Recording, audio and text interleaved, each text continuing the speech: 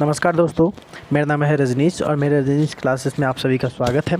और आज मैं जो है मानव भूगोल का जो है प्रथम चैप्टर स्टार्ट करने जा रहा हूं, जिसका नाम है मानव भूगोल प्रकृति एवं उसके विशेष क्षेत्र।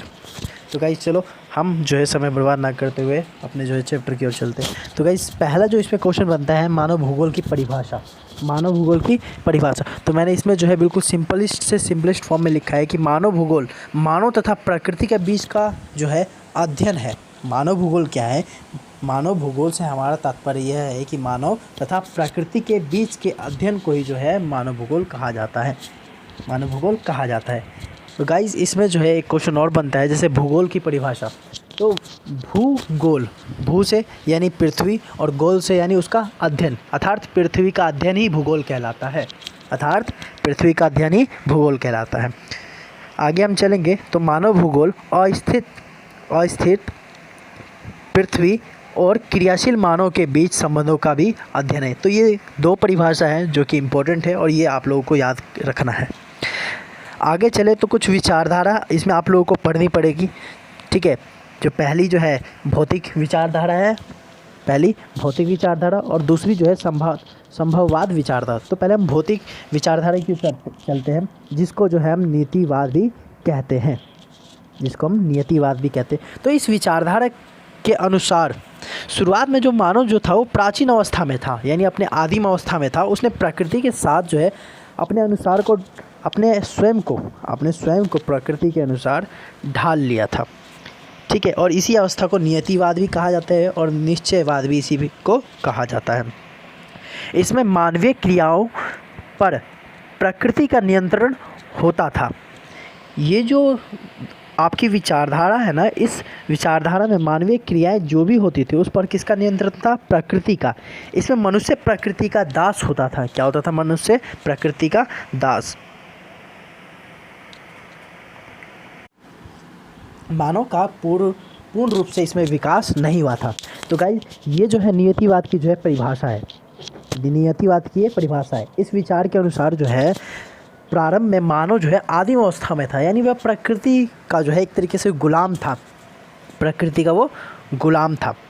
ठीक है, तो ये आपको याद रखना है। दूसरी विचारधारा जो है हमारी संभववाद आती है। संभववाद विचारधारा के जो अनुसार प्रकृति मानव को अवसर प्रदान करती है और मानव उस अवसर का उपयोग करता है तथा धीरे धीरे प्रकृति का मानवीकरण हो जाता है, और इसी अवस्था में को संभववादी विचारधारा का नाम दिया गया है। अब वह प्रकृति से डरता नहीं है। गाइज हमने पहले पढ़ा था कि वो प्रकृति से डरता था, अर्थात प्रकृति का वो दास था, परंतु उसका जस्ट जो है अपोजिट है इसमें, यानी संभववाद में। अब वह प्रकृति से डरता नहीं था, अर्थात प्रकृति का अर्थात ये जो है प्रकृति से डरता नहीं था। ठीक है, और इसमें प्रौद्योगिकी का भी इसमें विकास हुआ। इसमें प्रौद्योगिकी का विकास हुआ। ठीक है, और इसके जो समर्थक है विडाल डी ला ब्लास जो है इसके समर्थक है। ठीक है, ये जो है आपके जो है वैज्ञानिक हुए थे, तो ये जो है इसके जो है समर्थक थे। फिर आगे चलते हैं तो आगे जो है एक और विचारधारा आती है जिसका नाम है नवनिश्चयवाद। नवनिश्चयवाद। ठीक है, इसके जो समर्थक थे वो थे ग्रिफिथ टेलर। ठीक है, इनको जनक भी कहा जाता है नवनिश्चयवाद विचारधारा का। ठीक है, तो ये जो विचारधारा थी ये दोनों जो पहली वाली विचारधारा थी उसके बीच का रास्ता बताती है। मानव केवल प्राकृतिक नियमों का पालन कर प्रकृति पर विजय प्राप्त कर सकता है। ये जो विचारधारा है ये कहती है कि मानव जो है वो प्राकृतिक नियमों का पालन कर प्रकृति पर विजय प्राप्त कर सकता है। ये जो है नवनिश्चयवाद जो है विचारधारा है। दोस्तों इसकी जो है आप स्क्रीनशॉट खींच लीजिएगा।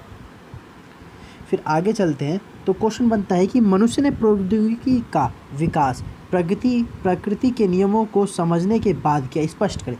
तो सबसे इम्पोर्टेंट क्वेश्चन है ये इस चैप्टर का। ठीक है, तो इसको जो है आप लोग याद कर लीजिएगा।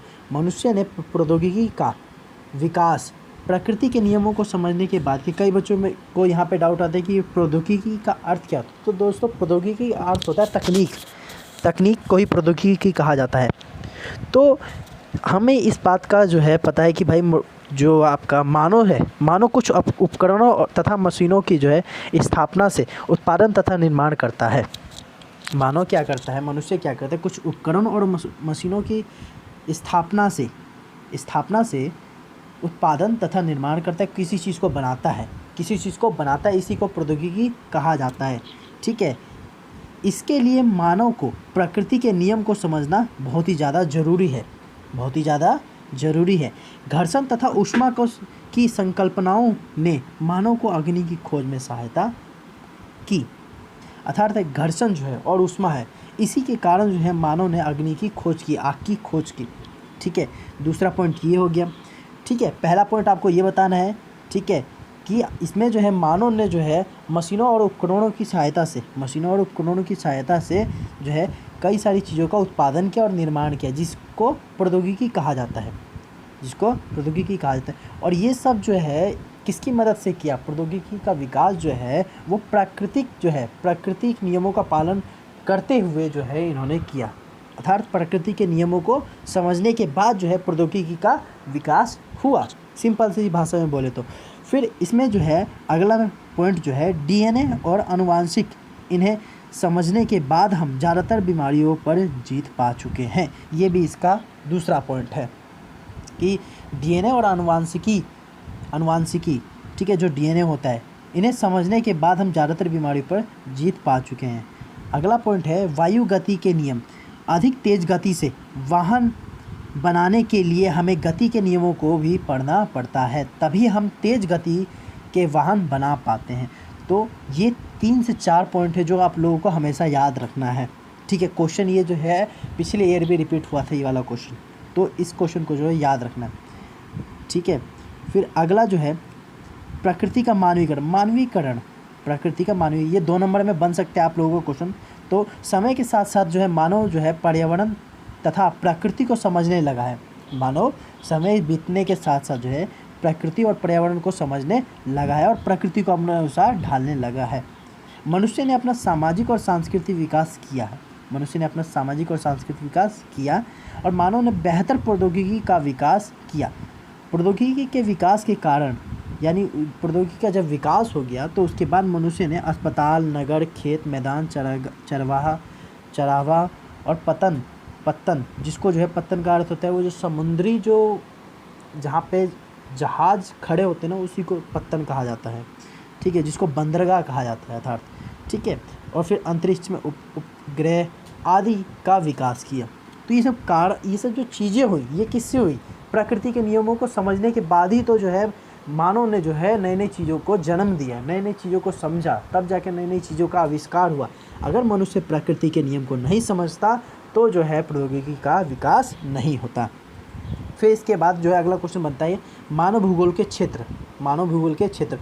तो इसमें मेन 3 जो है क्षेत्र मैंने इसमें आपको बता रखा है। 3 क्षेत्र जो है ज़्यादा इम्पोर्टेंट है। पहला जो है सामाजिक भूगोल, दूसरा राजनीतिक भूगोल और तीसरा आर्थिक भूगोल। तो सामाजिक भूगोल में 3 चीज़ें आती है, सांस्कृतिक भूगोल, लिंग भूगोल और ऐतिहासिक भूगोल। ठीक है, हालांकि इससे आपका जो है क्वेश्चन जो है 1 से 2 नंबर से पूछता है, 1 से 2 नंबर में, ज़्यादा इसका क्वेश्चन का चांस नहीं है। दूसरा जो है राजनीतिक भूगोल में हम पढ़ते हैं सैन्य भूगोल और निर्वाचन भूगोल, और आर्थिक भूगोल में हम लोग पढ़ते हैं कृषि उद्योग और कृषि भूगोल। तो आज का जो चैप्टर था वो सिर्फ और सिर्फ जो है एक परिदृश्य के नज़रिए से था, इसमें कुछ खास नहीं था। और ये जो चैप्टर है जो वो ज़्यादा इम्पोर्टेंट भी नहीं है परीक्षा की दृष्टि से, किंतु जो आने वाले जो चैप्टर है ना, 2nd हो गया, 3rd हो गया, यानी नेक्स्ट जो भी चैप्टर आएंगे वो काफ़ी ज़्यादा इम्पोर्टेंट हो गए। पहला चैप्टर है, ये प्रथम चैप्टर है, तो इसमें खैर ज़्यादा क्वेश्चन नहीं बने। ठीक है, जितने भी क्वेश्चन बन सकते थे मैंने आपको बताया, और जो भी इम्पोर्टेंट मुझे लगा मैंने इसमें आप लोगों को बताया। तो गाइस, ये जो मेरा मतलब प्रयास था ये आप लोगों को बताने का, तो इसको ज़्यादा से ज़्यादा लाइक करिएगा, शेयर कीजिए और चैनल को मेरे ज़रूर सब्सक्राइब करिएगा, ताकि आने वाली जो मेरी नई वीडियो है वो आप तक जल्दी से जल्दी पहुंच सके। धन्यवाद दोस्तों।